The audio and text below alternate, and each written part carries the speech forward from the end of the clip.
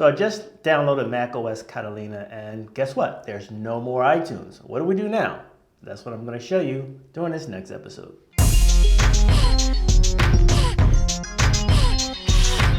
Okay, so as I mentioned, I downloaded macOS Catalina. There's no longer an iTunes. What we have now are individual apps, pretty much the same individual apps that are available for iOS.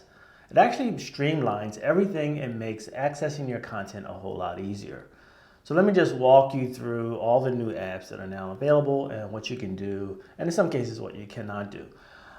So this is actually iTunes, what it used to look like. So you can see in the top left-hand corner, you had a drop-down menu. This is where you could access your movies, your podcasts, your music. Everything was all centralized in one location. Now you access all that content through an individual app. So for example, we now have a podcast app, the same podcast app that is available on your iPad as well as your iPhone or your iPod. It's now an individual app. It actually makes it a whole lot easier to manage your content. Likewise, there's a movies app. Remember years ago there was a video app. The video app was replaced by the TV app, which was available on mobile and obviously for the Apple TV. Now it's available for the Mac. And what's really nice about having a TV app on the Mac is you can access or manage your videos through this app as well, including a library feature that enables you to manage your own home videos. In addition to that, there's also the music app. Of course, this was already built into iTunes. Now it's just a standalone app without the movies app and the podcast integrated. It's now just music all by itself. Of course, you still have the books app. This is where you manage all your books and as well as your audiobooks. As you may recall, through iTunes, you could also update and or restore your iOS device when you connected it to a cable on your computer.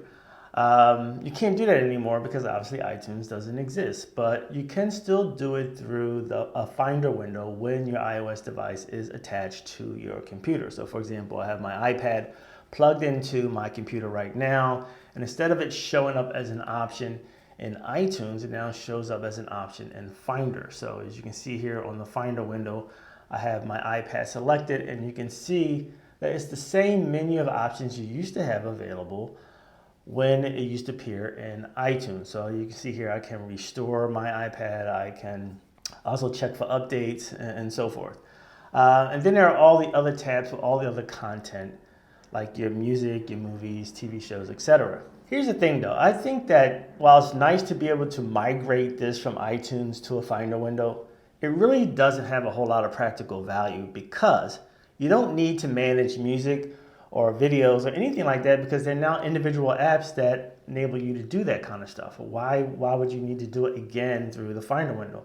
All those features are really redundant and can be very confusing if you think that for example, this new Finder window view is a sort of centralized way of managing all your assets the way you did it through iTunes. It really shouldn't function that way at all because you have access to all the individual apps where you can manage your content through each app. You don't need to do it through any kind of centralized means. The only thing that is the exception that the individual apps could not cover is this first tab that enables you to check for updates or to restore your iPad. You still want to do that manually through a manual connection. And also this other option is the Files tab. The Files tab I used to use specifically for those apps that enable you to import content inside the app.